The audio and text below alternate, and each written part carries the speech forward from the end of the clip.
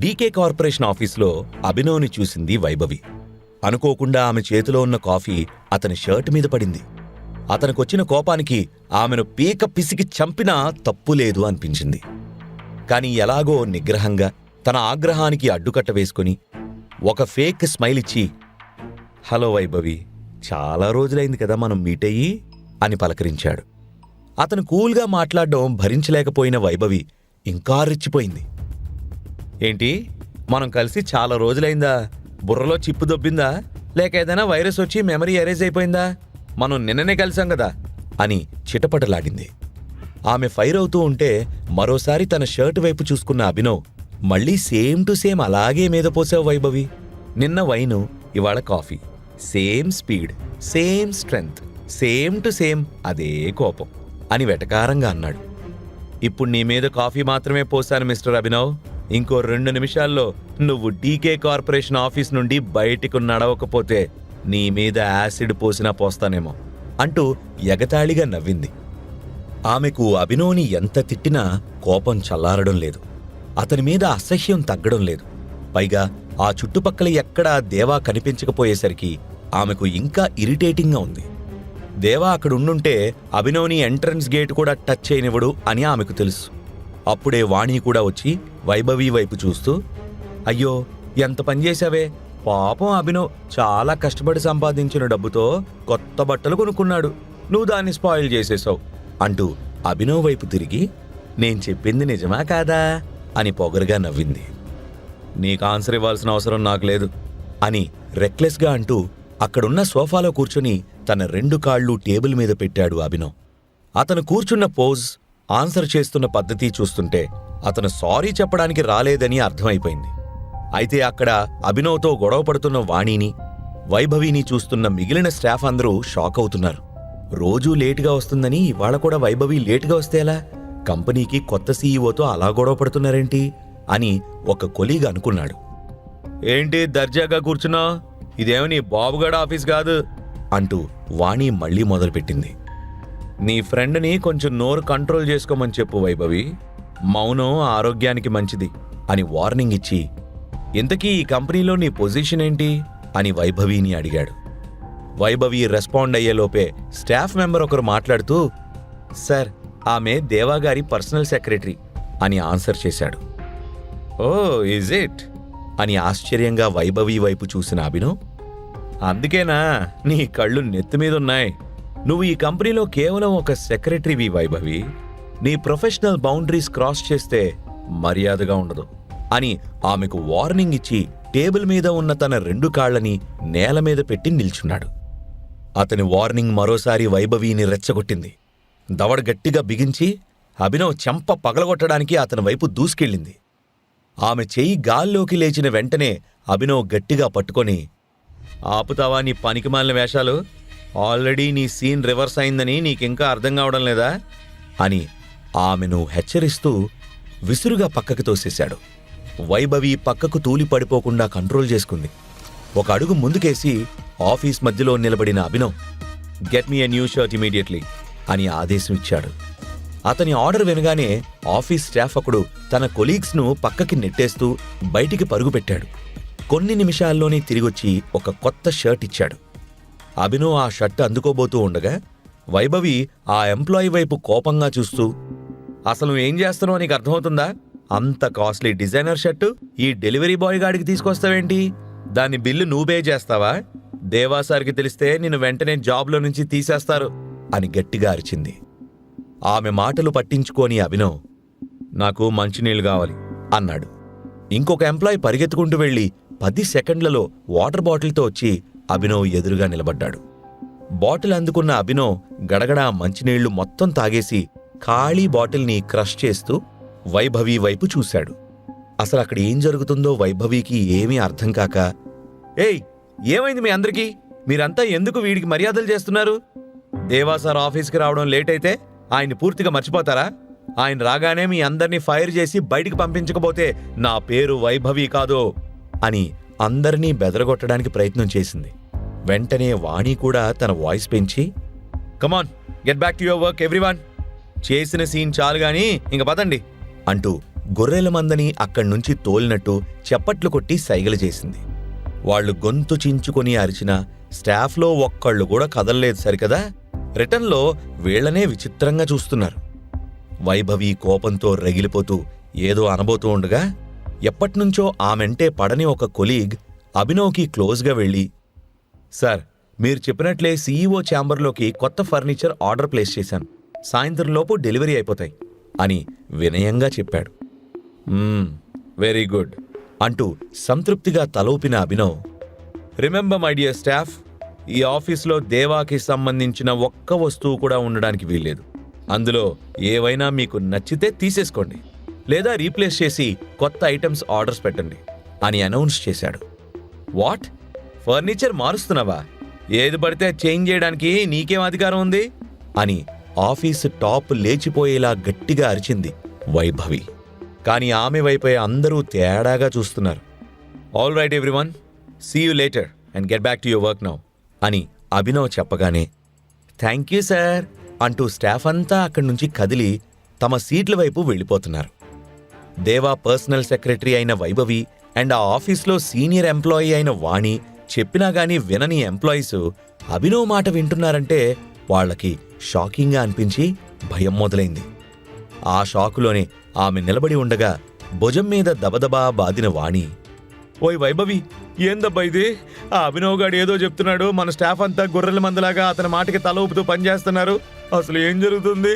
ఈ కంపెనీ దేవాదా అభినవ్దా అన్నట్టుంది అని చిరాకు ప్రదర్శించింది. వైభవి మాత్రం మెల్లిగా జరిగిందంతా అర్థం చేసుకుని, ఇంకా అర్థం కాలేదా వాణి? అభినవ్ ఈ కంపెనీకి సీఈఓ అయ్యాడు. అందుకే స్టాఫ్ అందరూ అతని ముందు చేతులు కట్టుకున్నారు. దేవా నాకు హ్యాండ్ ఇచ్చాడు. ఇదే పెద్ద సర్ప్రైజ్ గిఫ్ట్ అనుకుంటా అని నిర్లిప్తంగా చెప్పింది. కాని ఆ క్షణం ఆమె గుండె బద్దలయ్యేంత దుఃఖం పొంగింది. ఆ బాధలో అంతకు మించి ఏమీ మాట్లాడలేకపోయింది. వాణికి కూడా బేసదిరే న్యూస్ అది. వామ్మో, మనం రెచ్చిపోయి మాట్లాడాం కదా, ఇప్పుడు మన జాబ్స్ పరిస్థితి ఏంటి అనుకుంటూ ఉండగానే సెక్యూరిటీ అని గట్టిగా అరిచాడు అభినవ్. ఇద్దరు సెక్యూరిటీ గార్డులు పరిగెత్తుకుంటూ వచ్చి ఎస్ సార్ అని సెల్యూట్ చేశారు. మన ఆఫీస్ని చాలా డిస్టర్బ్ చేస్తున్నారు ఈ ఇద్దరు లేడీ విలన్స్, వీళ్లను బయటికి తరిమేసి గేట్ క్లోజ్ చేయండి అని ఆర్డర్ వేసి వెనక్కి తిరిగి తన క్యాబిన్ వైపు అడుగులు వేశాడు అభినవ్. వైభవికి వాణికి నోటి వెంట మాట రాలేదు. వాళ్ల బ్రెయిన్స్ బ్లాంక్ అయ్యాయి. అభినవ్ క్యాబిన్ వరకు వెళ్లకముందే వైభవిని వాణిని కంపెనీ నుంచి బయటికి పంపేశారు సెక్యూరిటీ టీం. అభినవ్ ఛాంబర్లోకి వెళ్లగానే హడావిడి పడుతూ లోపలికి వెళ్లారు కంపెనీ డైరెక్టర్ ఇందు, మేనేజర్ వేదాంత్. ఆ ఛాంబర్లో ఉన్న ప్రతి వస్తువు దేవా వాడింది కాబట్టి దేన్ని టచ్ చేయకుండా నిలబడిన అభినవ్, ఫస్ట్ ఈ కంపెనీ పేరు మార్చాలి. పాత పేరుతో కనెక్ట్ అయి ఉన్న సమస్యలు, చికాకులు వదిలిపోయి ఫ్రెష్గా కంపెనీ రీస్టార్ట్ అవ్వాలి అని ఆర్డర్ వేశాడు. ఓకే సార్ అని తల ఊపిన ఇందు, పేరు మార్చడం పెద్ద ప్రాబ్లం కాదు గాని ప్రస్తుతం మన వేర్ హౌస్ పూర్తిగా ఖాళీగా ఉంది సార్, దానిమీద మనం ఫోకస్ చెయ్యాలి అని ఆన్సర్ చేసింది. ఎస్ సార్, 1 వీక్ బ్యాక్ మొత్తం స్టాక్ క్లియర్ చేశారు దేవా సార్ అని మేనేజర్ వేదాంత్ కూడా సమాధానం చెప్పాడు. దేవా క్యారెక్టర్ గురించి అభినవ్కి బాగా తెలుసు. అతను ఏదైనా ఒక పొజిషన్ నుంచి బయటికి వెళ్లేటప్పుడు దాన్ని వేరే వాళ్లకి పనికి రాకుండా నాశనం చేస్తాడు. అందుకే వేర్ హౌస్ ఖాళీగా ఉంది అని తెలిసిన అభినవ్కి పెద్ద ఆశ్చర్యం అనిపించలేదు. కంపెనీ నుంచి తను ఎంత లాభం సంపాదించగలడో అంతా దోచుకోవడానికి దేవా ట్రై చేశాడు. దానివల్ల కంపెనీకి ఎంత నష్టం జరిగినా అతనికి సంబంధం లేదు. ఈ విషయం గురించి మనం తర్వాత డిస్కస్ చేద్దాం. ప్రస్తుతం నేను బయలుదేరాలి అని కన్ఫర్మ్ చేశాడు అభినవ్. ఓకే సార్ అని ఇందు, వేదాంత్ తలలు ఊపి పైకి లేచారు. బయటికి వెళ్తూ ఉండగా అతని షర్ట్ వైపు కాన్సంట్రేట్ చేసి చూసిన ఇందు, ఎక్స్క్యూజ్ మీ సార్, మీరు బయటికి వెళ్లే ముందు మీ షర్ట్ చేంజ్ చేసుకోండి ప్లీజ్ అని సలహా ఇచ్చి వెళ్ళిపోయింది. వాష్రూంలో ఫ్రెష్ అయ్యి షర్ట్ చేంజ్ చేసుకున్నాడు అభినవ్. ఎంప్లాయీ హడావుడిగా తెచ్చినా కూడా కొత్త షర్టు సూపర్గా సెట్ అయింది. తన మీద కాఫీ పోసినందుకు వైభవికి థ్యాంక్స్ చెప్పాలి అని కూడా అనిపించింది. బయటికి వెళ్తూ ఉండగా దేవా నుంచి హ్యాండ్ ఓవర్ చేసుకున్న డీకే కంపెనీని డెవలప్ చేయాలా వద్దా అనే ఆలోచన ఒక్క నిమిషం అతన్ని డిస్టర్బ్ చేసింది. కానీ కంపెనీ మీద అతను పెట్టే 200-300 కోట్లు అభినవ్కి పెద్ద లెక్క కాదు. అందుకే కంపెనీని రన్ చెయ్యాలి అని డిసైడ్ అయ్యాడు. అతను ఆఫీస్ నుండి బయటికి రావడం గమనించిన ఒక సెక్యూరిటీ ఆఫీసర్ పరిగెత్తుకుంటూ వచ్చి గుడ్ మార్నింగ్ సార్ అని సెల్యూట్ చేసి అభినవ్కి కార్ కీస్ అందించబోయాడు. అతని వైపు ఆశ్చర్యంగా చూసిన అభినవ్ ఇదెక్కడిది అని అడగ్గానే ఇందాక నేను వైభవిని వాణిని కంపెనీ నుంచి పంపేశాను కదా సార్, వాళ్ల కార్ కీసు. నిజానికి ఇది మన కంపెనీ వాళ్ళకి ప్రొవైడ్ చేసిన కారు, అందుకే నేను తాళాలు గుంజుకున్నాను అని చెప్పాడు. అబ్బో, నాకు ఆల్రెడీ ఒక కారు ఉంది, రెండోది మెయింటైన్ చేయడం మన వల్ల కాదు, డాన్కి గిఫ్ట్ ఇస్తే సరిపోతుంది అని మనసులో అనుకుంటూ కీస్ నీ దగ్గర ఉంచు, నేను మనిషిని పంపిస్తాను, అతనికి కారు చూపించు అని చెప్పి తన కారులో ఇమేజింగ్ సెక్యూరిటీస్కి బయలుదేరాడు. డీకే కార్పొరేషన్లో సమస్య సాల్వ్ అయింది, కానీ లక్ష్మణ్ గురించి మనసులో ఆలోచన మాత్రం ఆగట్లేదు. లక్ష్మణ్ మోసగాడు అని అక్రమ్కి డౌట్ వచ్చింది. అందుకే అతను తన పద్ధతిలో ఈ ఇష్యూని డీల్ చేస్తున్నాడు. కానీ అదే నిజం అని నమ్మి ఏమీ యాక్షన్ తీసుకోకపోతే లక్ష్మణ్ ఫ్యామిలీ ప్రాణాలు పోయే ప్రమాదం కూడా ఉంది. ఎక్కువ ఆలోచిస్తున్న కొద్దీ లక్ష్మణ్ అబద్ధం చెప్తున్నాడేమో అని అనుమానం అభినవ్కి కూడా వస్తుంది.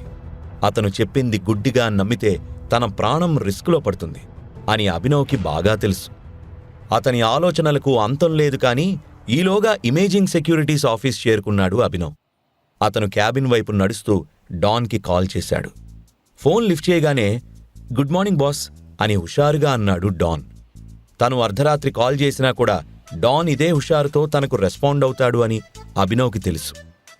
డీకే కార్పొరేషన్ కాంపౌండ్లో ఒక కారుంది, సెక్యూరిటీ ఆఫీస్ దగ్గర కీస్ ఉన్నాయి, వెళ్ళి తెచ్చుకో, it's a gift for you అన్నాడు అభినవ్. డాన్ సర్ప్రైజ్ అయ్యాడు. ఆ కారు అచ్చంగా నాదేనా అని ఆరాటంగా అడిగాడు. నీదేనయ్యా, డాక్యుమెంట్స్ నీ పేరు మీదకి మార్చి తొందరలోనే పంపుతాను అని నవ్వాడు Abhinav. Thank you boss, thank you so much అని డాన్ ఎగ్జైట్ అవుతూ ఉండగా, నీకు ఇంకో పనుంది, లిజన్ అని హెచ్చరించాడు అభినవ్. ఎస్ బాస్ అని అలర్ట్ అయ్యాడు డాన్. నువ్వు అర్బాజ్ మీద ఫోకస్ చేయి. అతనికి ఫ్యామిలీ ఉందా, ఉంటే ఎవరెవరు, ఎక్కడున్నారు, ఏం చేస్తున్నారు, నాకు ప్రతి డీటెయిల్ కావాలి అని ఆర్డర్ వేశాడు అభినవ్. ఎస్ బాస్, కానీ అసలు మీ ప్లాన్ ఏంటి అని అడిగాడు. ప్రస్తుతానికి ఎలాంటి ప్లాను లేదు, కానీ మనం గ్రౌండ్ వర్క్ స్టార్ట్ చేయాలి. నేను ఎవరో అర్బాజ్కి తెలిసిపోయింది, నేను కూడా అతని గురించి పూర్తిగా తెలుసుకొని రెడీగా ఉండాలి. ఛాన్స్ దొరకగానే నా మొదటి దెబ్బ ఎలా ఉంటుందో వాడికి టేస్ట్ చూపిస్తాను అన్నాడు అభినవ్. దాంతో ఓకే బాస్ అని గట్టిగా ఊపిరి తీసుకొని నాకు ఇన్ఫర్మేషన్ దొరకగానే మీకు చెప్తాను అని హామీ ఇచ్చాడు డాన్. ఓకే అని అభినవ్ కాల్ కట్ చేయగానే గుడ్ మార్నింగ్ సార్ అంటూ ఎదురైన టీనా, ఇన్వెస్టర్స్తో మీటింగ్ ఫిక్స్ చేయమన్నారు కదా, ఈరోజు మధ్యాహ్నం 2 గంటలకు ఏర్పాటు చేశాను సార్ అని చెప్పింది. గుడ్ అని తల ఊపిన అభినవ్, నేను చెప్పిన మిగతా పనుల మాటేంటి అని అడిగాడు. టీనా ఒక్కసారిగా స్టన్ అయ్యి ఏం పనులు సార్ అని అయోమయంగా అడిగింది. ఆమె వైపు సీరియస్గా చూశాడు అభినవ్. టీనాకు భయం వేసింది. అభినవ్ ఇచ్చిన ఆర్డర్ ఏదో తను మిస్ చేసింది అనిపించింది. టీనాతో ఏ విషయం గురించి మాట్లాడుతున్నాడు అభినవ్? ఇన్వెస్టర్స్తో అభినవ్ ఏం మాట్లాడాలనుకున్నాడు? దేవాను ఎక్కడ దాచిపెట్టాడు అభినవ్? ఈ ప్రశ్నలకు సమాధానాలు తెలుసుకోవాలంటే నెక్స్ట్ ఎపిసోడ్ వినాల్సిందే. క్రింద ఇచ్చిన లింక్ ని క్లిక్ చేసి పాకెట్ ఎఫ్ఎం యాప్ ని ఇన్స్టాల్ చేసుకోండి. Stay tune to pocket FM.